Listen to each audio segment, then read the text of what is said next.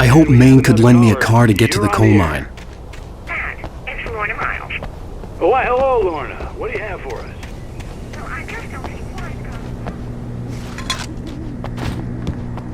it's a trailer park. Of course you're going to have trouble in a place like that. I mean, what do you expect?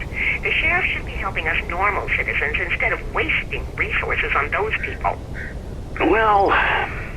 They'll have to try to sort themselves out. I'm sorry, but my granddaddy settled in Bright Falls in 1911. Well, thank you very much for that compassionate viewpoint, Lorna. How can I be sure?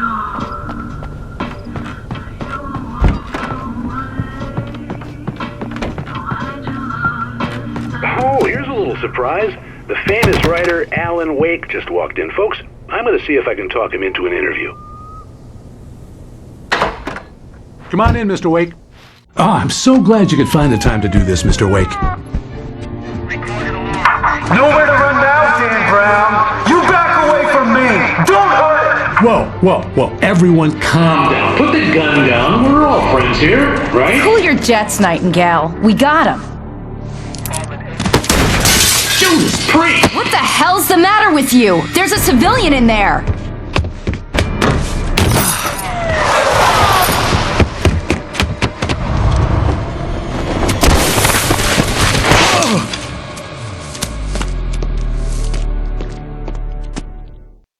I'll get you yet, even if it kills me, you hear me? You hear me, H.P. Lovecraft? I had fallen off so many cliffs it was ridiculous. That's what you get for naming a book The Sudden Stop. It was probably good I hadn't had the chance to tell Maine where I was going. I'd have to lose the cops and find my own way to the mine. Nightingale stared through the broken studio window into the dark woods. He turned around, started to walk out, but Maine grabbed his arm. "Young man, you almost shot me. You don't shoot off rounds at people like that. What's the matter with you?" Nightingale shook his arm free, marched out. His cheeks burned with rage and humiliation.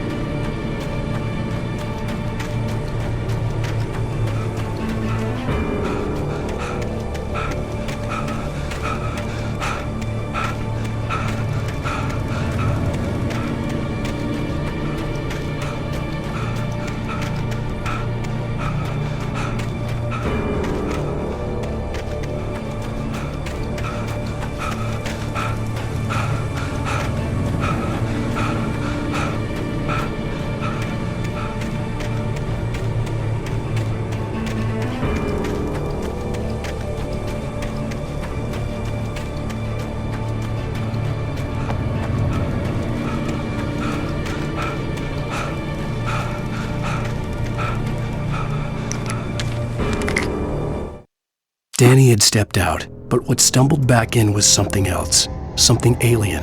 A monster. Walter tried to kill it, first with his fists, then a chair. It wouldn't die. Instead, it kept coming, unaffected by the beating it had taken. After Walter managed to kick it down the cellar stairs, fear took over.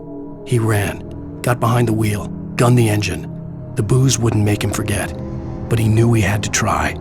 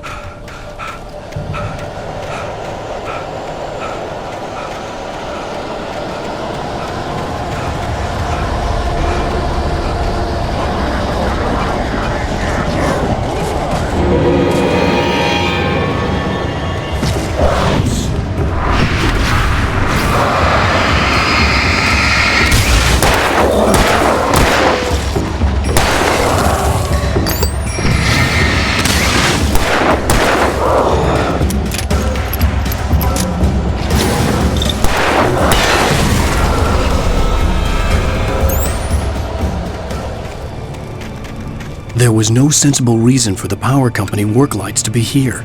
It was almost as if they'd been left for someone like me to use.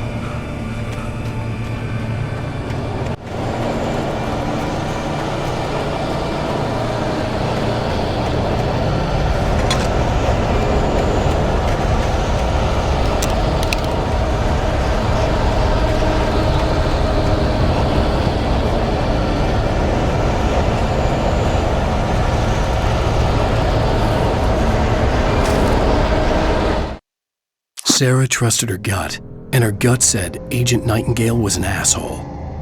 He felt wrong, and it wasn't just the smell of stale booze.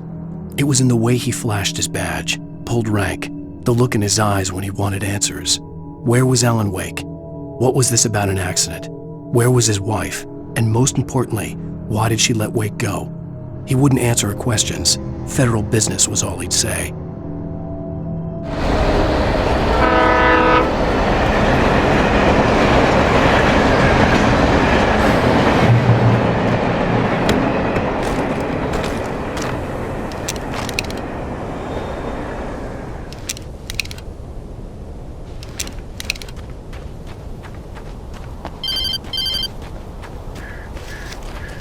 Hello?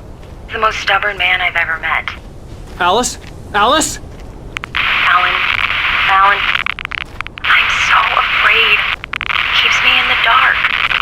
Please help me. I look at you, Alan, and it's not you. Something else. Looking out from behind your eyes. Alice, I'm here. I'm so alone here. It's all gonna go to hell. You need to be careful. Cooperate. The connection had been terrible, but that wasn't the only thing that hadn't been right with the call. She sounded wrong somehow, but she had called me. The pipe wrenched itself loose from the bridge's steel framework. Wrapped in darkness, it floated in midair, twitching. For a moment, I didn't understand what I was looking at. The heavy object lurched at me with impossible force. I threw myself out of the way, but just barely. When I turned my flashlight on it, it shook in a dark rage before it flew at me again.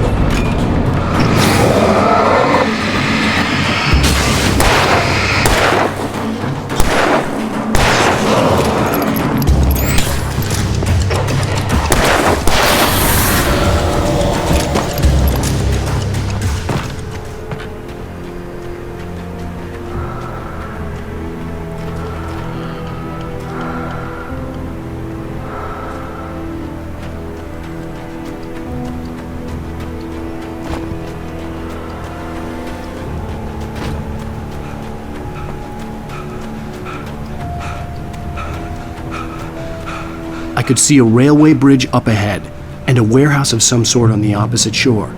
I hoped I could find a car from there.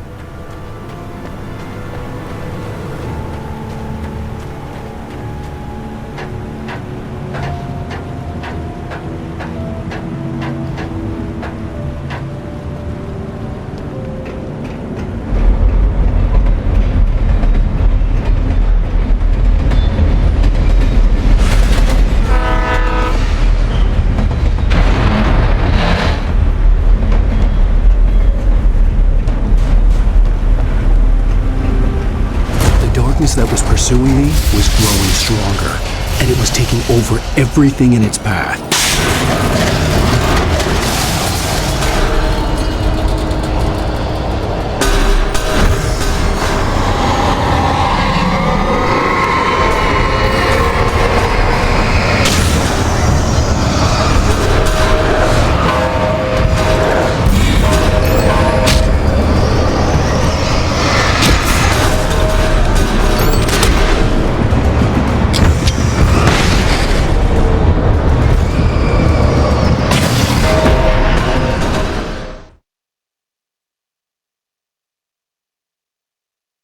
On the opposite shore. I hoped I could find a car from there.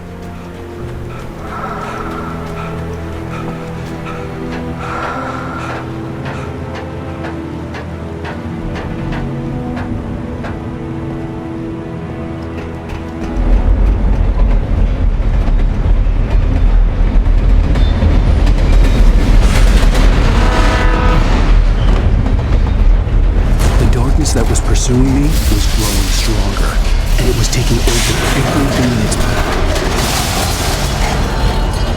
What the?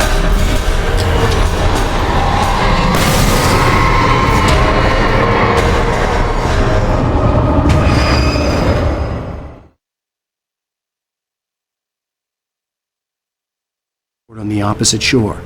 I hoped I could find a car from there.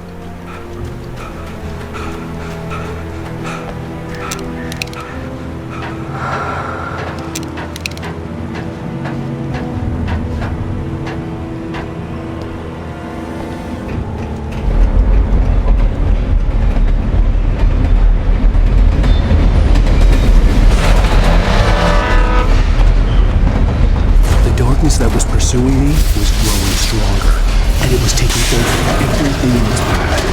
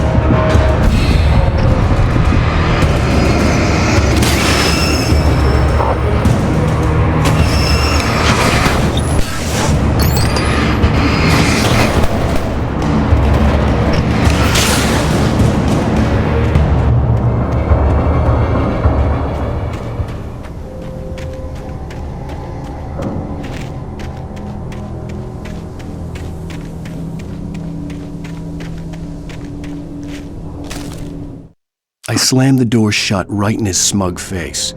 He pleaded for me to open the door. True to form, the asshole actually thought I would obey. I had no sympathy left, no guilt either, not for him. I took a moment to savor the scream. I bet I had a smile on my face. It was all that I had time for. The dark presence was inside the lodge with me.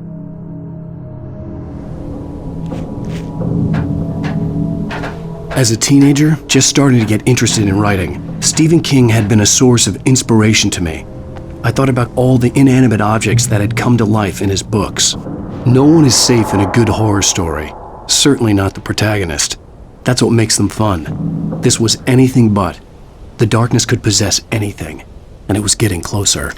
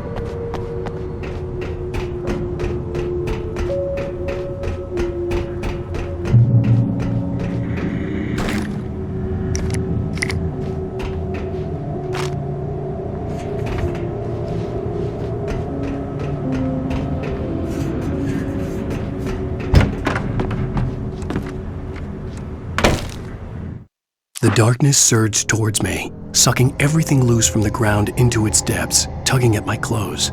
I saw the flare the kidnapper had dropped and threw myself towards it just as I felt my feet leave the ground. The darkness embraced me with the force of a tornado. Somehow I managed to light the flare. The darkness roared and cast me away. I fell toward the dark waters of the lake far below.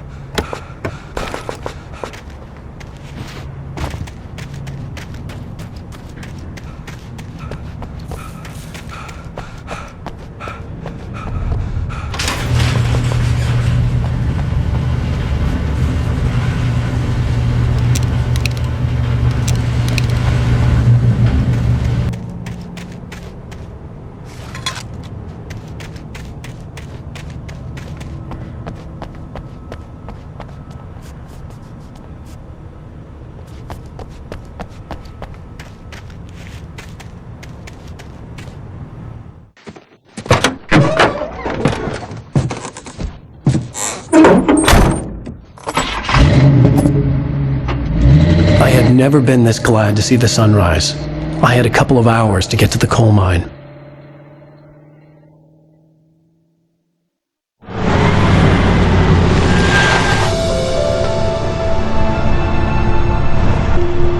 The coal mine wasn't far now.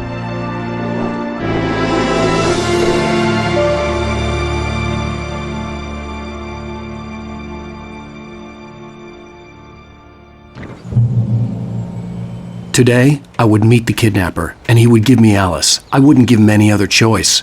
A drowning man will clutch at a straw.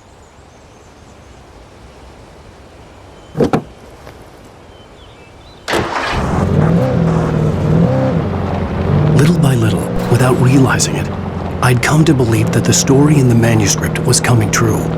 The current of its narrative had taken me deeper and deeper into dark waters. Alice had been taken from me. Barry was probably in jail. I was a fugitive from the FBI. The whole world taken over by the dark presence was trying to destroy me. It all felt real, but it matched a textbook case of insanity.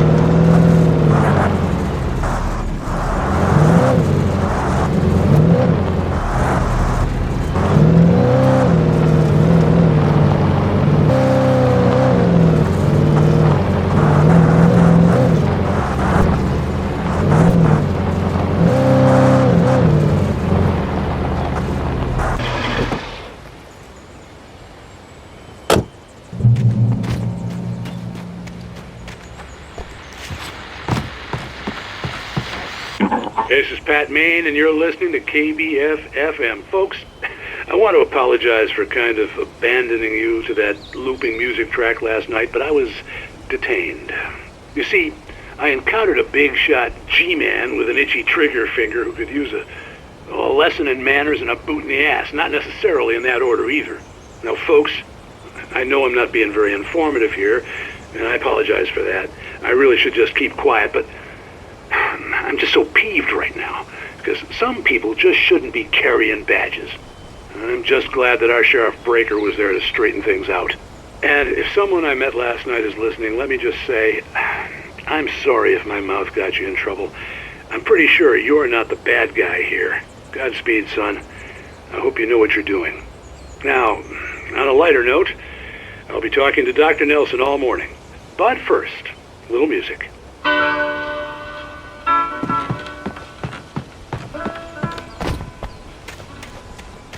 Nobody cares about me.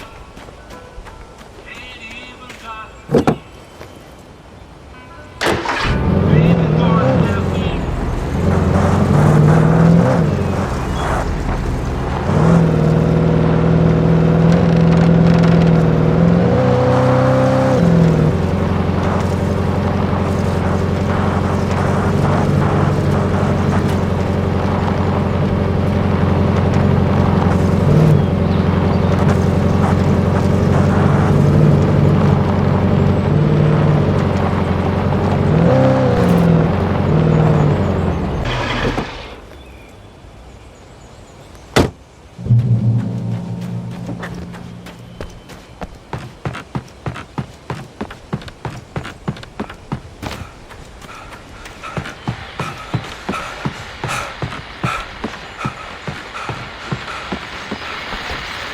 Welcome back to KBF FM. Hope you enjoyed that tune. Now, Doc, you were talking about life and finding that special someone, that soulmate. Well, you were talking about that. I was saying I don't buy it. Oh, see, to me that's strange, because I always pegged you as a hopeless romantic. You got me there, Pat. But I think love's where you look for it. And you need to do a lot of looking, sure. But the idea that there's that one special person out there for you, and if you miss that chance, it's gone forever and you're forever incomplete. I mean, isn't that depressing? Or heck, childish even? Hey, there's plenty of fish in the sea. And apparently a fisherman has a fishing analogy for everything, but what you're saying, isn't that a little harsh? Well, no. What I am saying is that your potential for finding that connection isn't limited to what's essentially a chance encounter. How's that harsh? Yeah, well, I guess that's a nice thought, but let me say something personal here. Okay. Now, well, I don't disagree with you exactly, but I can't really fit that together with what I feel, what I felt for someone, because she was the one. She was. And I let her drift away from me. Maybe I didn't put in the work, I don't know, but, well, since then, and it was a long time ago, but since then there hasn't been anyone, not like her. And I'm not saying I dwell on her or haven't moved on. I like my life. I'm not living in the past, but I do miss the way she completed me. You can't argue with the heart, Pat. I'm sorry, folks. I had kind of a scary experience last night, and let's just say it's shaken a few things loose.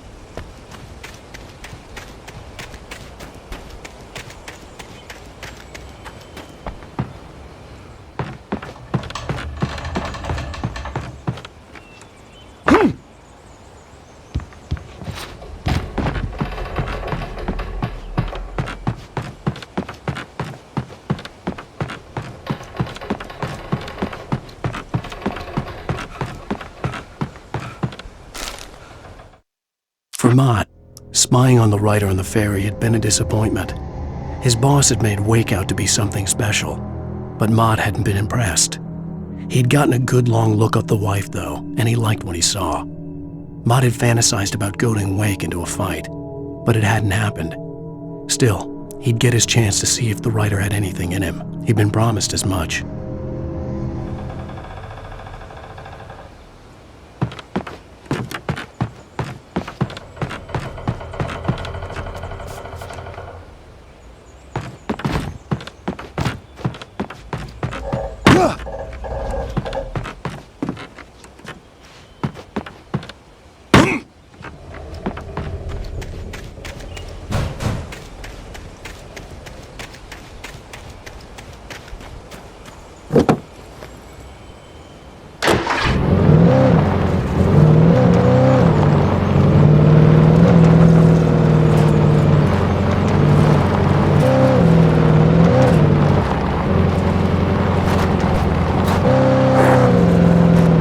It was early. I was supposed to meet the kidnapper at noon in the main building. The coal mine was quiet. It was a museum now.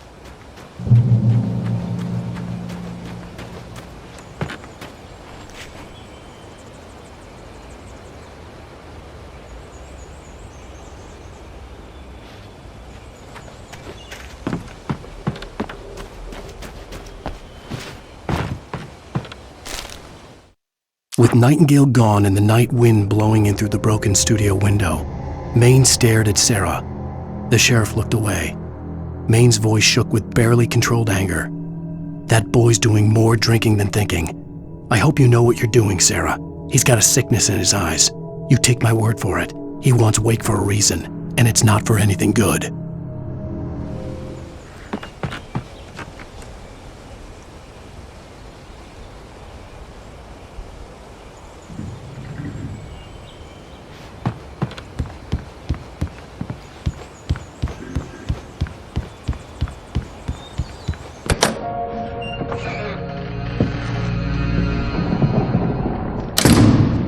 I didn't want to go outside. Cops had to be looking for me. The noon sun turned the place into a sauna. The day dragged on. Different scenarios ran through my mind, ways of how I'd torture the kidnapper to get Alice back, or the different horrible things he could have done to her. I imagined her dead. I had no way of knowing she was still alive. It was killing me. I was running on blind hope. It was all a waste of time. The bastard never showed up.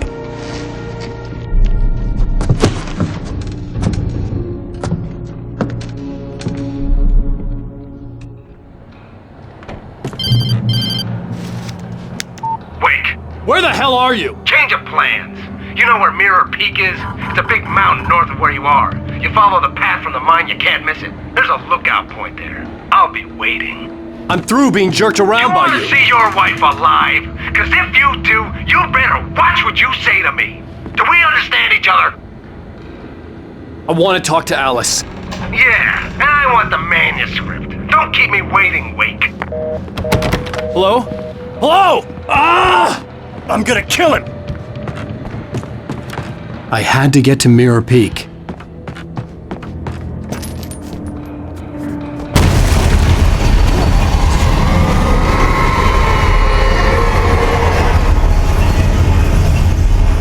It was close, maybe closer than ever before.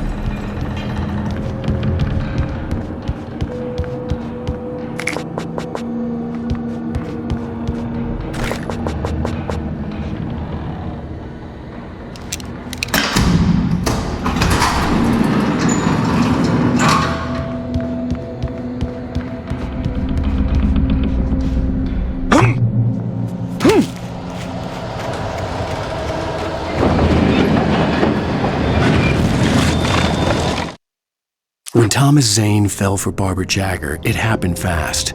She was young, vibrant, and beautiful, full of life. He had never been a very happy man, and without any seeming effort, she had changed all that. Zane felt good for the first time in his life. Everything she did was another piece of a jigsaw puzzle he hadn't even known he'd been missing. And best of all, she made the words flow, strong and sharp. She was his muse.